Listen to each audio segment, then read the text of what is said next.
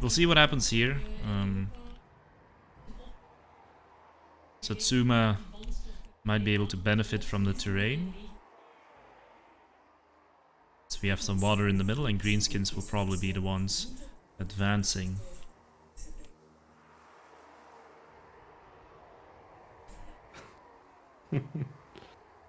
So Soarve messaged me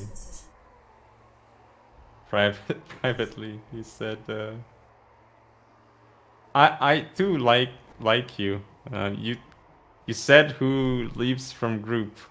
And then he's like, unfortunately, you're right. He's gonna kick my ass now. Yeah, he talked to me as well. He's not too confident against Satsuma, but we'll see. Hopefully, you know, doesn't let it affect his play and gives us a good game. So I feel obliged to go over my people, the greenskins. It's your people. Yes, my people. You know, people were talking in a Discord about how players picked factions that were close to their own personalities, and I typed like greenskins, dumb and violent, checks out. Dumb and violent. Yeah. With me as a greenskin main, of course. So we have two of the, well, actually only one stone troll, the other one is a budget troll. And there are two snotling pump wagons. We have more trolls? I think we have three trolls in total. But they keep moving around, so I can't tell. Okay, so I think there's just two trolls. No, there are three trolls. Two stone trolls, one regular budget troll, then the giant river troll hag with the spirit leech, assault of stone, and mither. What infantry is he packing? I see some orc boys, 4 of them. 2 savage orc biggins and the 8 big loonies. So a nice mix of infantry, no ranged at all, kind of true to Soarve's rush heavy style. Yep. Yeah. The black orc big boss is here to just give the immunity to psychology, no extra melee attack. We have Skarsnik with the fungi, and he's a really fun guy because he also brought the Spite of the Bad Moon to give bonus versus large and bonus weapon damage. Now, the Tomb King's army, the battle is underway. Prince, but can you give us a quick rundown? Okay, so quick rundown. We do have a bone giant. That's the most important thing to start with. Then we have 2 necrotechs supporting Mr. Arkan the Black. He's got probably all of his stuff, or at least a lot of his stuff. Very importantly, we have like Spirit Leech there. We do have some carrions on the field. I see one actually. A bunch of Nekara horsemen. Some tomb guards with halberds, one of them actually, and 4 skeleton spearmen. Oh, let's not forget about that one skeleton chariot. That's one Ushapti great bow. Don't remember if I went over it. So we'll see what happens here.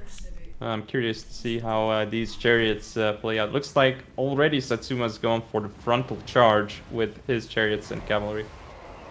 Just taking advantage of the water there. Of course, his large units are not obstructed by that.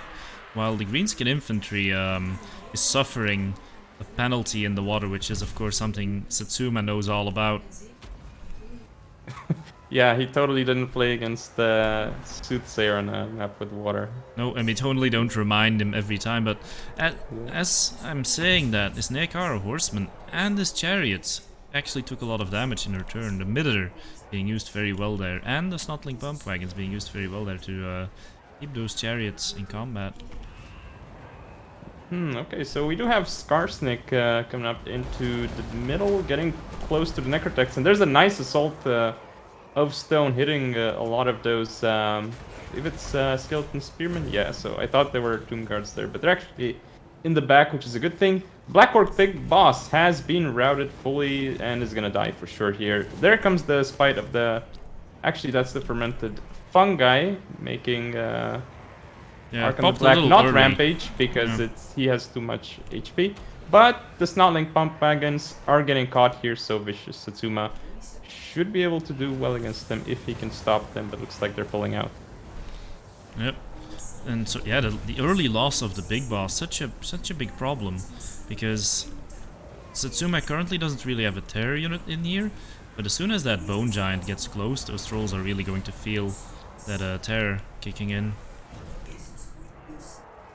So right now, Soarve's got a nice little blob going up on his left flank, but his right looks like he's definitely losing there. The 8-pick loonies are still up, so we'll see if they can do anything from here. The Carrions are not quite sure what they're doing there, because I feel like they're just gonna get chopped down by those stone trolls, and there is a summon, I believe. Oh, the mass route. Shapti, yes, and that is the game. Shapti summon into game. Yeah, the Ushapti summon, the mass route, and the Black Orc Big Boss is supposed to keep that army together, and he couldn't do it because, well, Satsuma, of course, Greenskin main himself, knows the Achilles heel of the army or how to take it apart, and just really focused down that boss. Look at the deployed for Soarve. Maybe that's why he lost. What made him lose? Look at the deployed count of Soarve. Oh, 666. Yeah, like the rules document I made and sent to Kafka. Exactly 666 words. But that's why he yeah. He should have had 667 or 665 troops. You know, I actually used to have an army, a dwarf army that I used to beat greenskins a lot, which had exactly 666 dwarfs. It's not necessarily a cursed number. Well, it may be for the opponent. Yeah, Satsuma is up. Pretty handy victory there, using the terrain to his advantage. I guess he checked the maps this time. And Soarve is declaring his factions. Empire and Bretonia. Yes, Empire and Bretonia. Seemingly inviting a dwarf pick here, but I'm not sure That's what I thought. Satsuma... I mean, I've never really seen him play dwarves, so the question is, will he just go for what he's good at, which is greenskins, or will he try to go for the counter pick? Looks like he's considering greenskins. Yes, he confirms greenskins, probably for the best. Just playing counters, because they're counters, is usually not the best approach. Yeah, unless you're familiar with the counter. True, but dwarves aren't... How should I put it? I don't feel like they're the hardest faction to counter with, you know, it's... You don't need to know too much about dwarves to use them as a counter pick, honestly. Yeah, that's compared to other factions. That is a good point, actually. But yeah, he's gonna bring greenskins, maybe as a way to figure out if he can win this matchup with a different approach, because I recall him struggling with it a little bit, and I started struggling with it a little bit myself. So yeah, we'll see what he goes for this time. Well, I believe he played this matchup against Soothsayer, and yes, it was a what was it, like 7 or 8 cav build from Soothsayer, and that totally took him by surprise because you know, I totally didn't tell Satsuma at that point before the game, hey, you know, you should keep in mind that at some point, the last time I saw Sooth in a tournament, he used the build with flyers against greenskins. Yeah. And that didn't turn out to be the case. Yeah, he didn't have the flyers, but I think in the end, it pretty much... well, the battle went the same way, even if there had been flyers. Or went the same way as it would have if there had been flyers.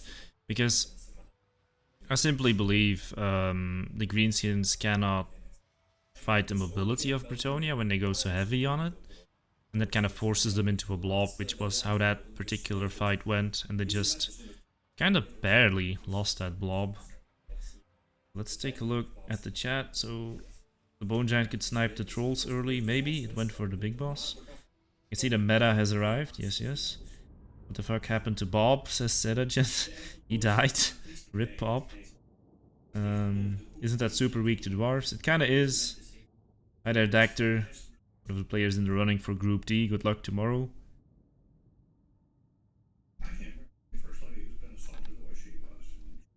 Yeah. So we've loaded in. Well, I've loaded in at least. Waiting for others to load in. So this matchup, Bretonia Greenskins. I remember playing it a while ago with Satsuma, and it did not go well for me. We will see if... well, I mean, multiple times, not just like once in practice. And was that before or after he played against Zeus? I believe that was before. Yeah, Okay. I think it was before. And it was... I don't know if I were to say my win rate in there, it was maybe like 20 to 30%.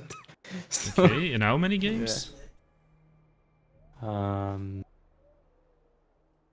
I don't know, like 6+ maybe? 5, 6, I don't know. Something like that. You mean just against Satsuma, right? Just against Satsuma. Yeah. Okay, we'll see if he manages to put that practice to good use. Once again, I will go over the faction I know best. Especially with Bretonnia being the other faction, although a little bit faster this time. We have Savage Orc Boar Boys. That's interesting. 2 Orc Boar Boy Biggins. The whole army is moving. Sneaky greenskins. I see 1 Spider Rider. The infantry. They moved again. Of course they did. We're going to deploy there.